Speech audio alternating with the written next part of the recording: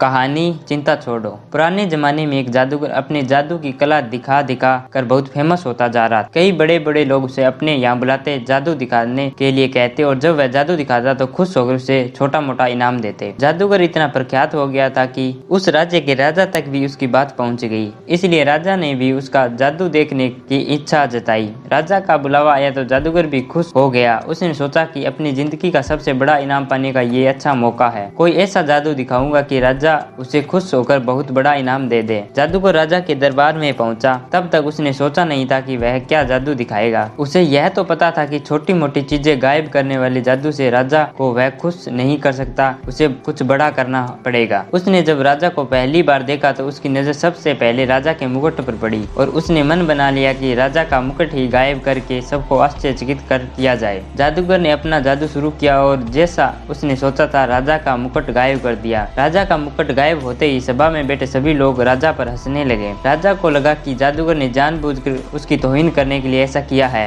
राजा लोगों की हंसी को अपना अपमान समझ बैठा। गुस्से में आए राजा ने तुरंत उस जादूगर को पकड़कर काल कोठरी में डालने का हुक्म दिया और साथ में यह भी कहा कि उसे 7 दिन बाद फांसी की सजा दे दी जाए। जादूगर ने ऐसा नहीं सोचा था जो हो गया। फिर भी जादूगर इतना परेशान और दुखी नहीं दिख रहा था जितना उसे होना चाहिए था। जादूगर की पत्नी को जब इस बात की खबर लगी तो वह दौड़ी दौड़ी जादूगर को मिलने के लिए काल कोठरी में आई। वह अपने पति को इस तरह की मुसीबत में फंसे देखकर रोए जा रही थी। जादूगर ने उसे समझाया कि चिंता मत करो और खुश रहो। पत्नी को लगा कि मौत की सजा सुनकर जादूगर को सदमा लगा होगा, इसलिए ऐसी बहकी बातें कर रहा है। पत्नी बोली, आप ऐसे समय में भी कैसे खुश रहने की बात कर सकते हो। जादूगर पत्नी से बोला, अभी से क्यों दुखी होना, अभी मेरे पास 7 दिन बचे हैं, बाद में देखेंगे जो हो ना होगा। जादूगर की पत्नी रोज उससे मिलने आती और जादूगर उसे खुश रहने के लिए कहता कि अभी इतने दिन बचे हैं। आखिरकार वह दिन आ गया जिस दिन जादूगर को फांसी देनी थी। राजा भी उस दिन अपने घोड़े पर सवार होकर जादूगर को देखने के लिए आया था। राजा को घोड़े पर देखकर जादूगर ने दिमाग में एक आइडिया आया। वह राजा को देखते ही उदास होने का नाटक करने लगा और रोने लगा। राजा ने उसे कहा कि क्यों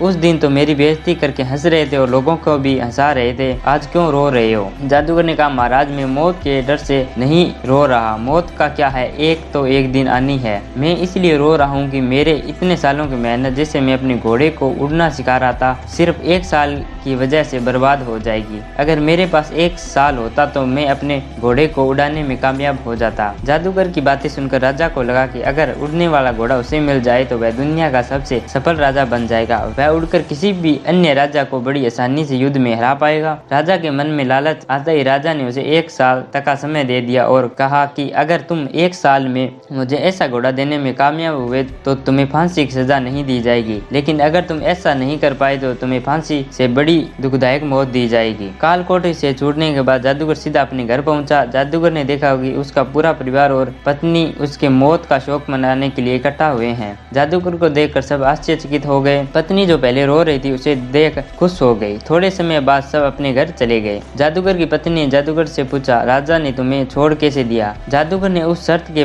बारे में बताया जिसमें जादूगर को एक उड़ता हुआ घोड़ा राजा को 1 साल के भीतर देना था। शर्त को सुनकर जादूगर की पत्नी फिर गुस्सा हो गई और बोली, तुम कैसी अजीब शर्त मानकर आ गए, क्या तुम नहीं जानते ऐसा घोड़ा कभी संभव ही नहीं है। जादूगर बोला, मुझे पता है उड़ने वाला घोड़ा मैं कभी नहीं राजा को दे पाऊंगा, लेकिन मुझे जो 1 वर्ष का समय मिला है मैं उसे खुशी खुशी तो जी पाऊंगा। बस तुम भी चिंता छोड़ो और खुश रहो। 6 महीने ही बीते थे कि राजा और उसका घोड़ा दोनों ही मर चुके थे। राजा ही नहीं रहा तो जादूगर को दी गई मोहलत जो 1 वर्ष की थी वह जीवन भर की हो गई। दोस्तों, छोटी सी ये जादूगरी कहानी हमें यही सिखाती है कि आज वर्तमान में जीना ही बुद्धिमानी का काम है। आपके पास अभी जितना समय है उसे खुशी खुशी जियो, उसका आनंद लो। कल क्या होगा उसकी चिंता मत करो। अक्सर हम जो सोचते हैं भविष्य उससे बहुत अलग होता है, इसलिए हमें जो वर्तमान का मूल्यवान समय मिलता है उसे भविष्य की चिंता करके वेस्ट करने का कोई मतलब नहीं है।